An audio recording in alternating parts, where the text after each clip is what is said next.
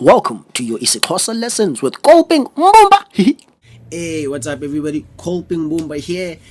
Back with your IsiXhosa lesson, and the word for today is umvubo. Umvubo. Now, umvubo is an ancient IsiXhosa salad, delightfully served as the main dish, and it is known in Xhosa culture that the perfect plan to being sleepy is to indulge in this Xhosa cuisine. Made of umphokoqo, Amasi, and or Ibisi, Umvubo is a delicate taste, and potency is enhanced by a Xhosa cow's milk, specifically preserved in a boob-shaped enclosed Xhosa instrument called Iselwa.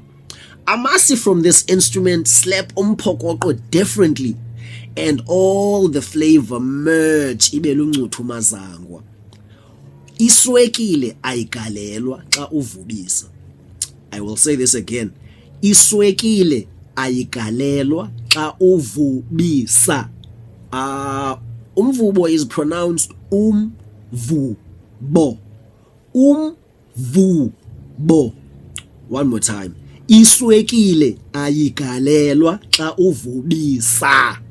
It's your IsiXhosa lesson for today. Peace out.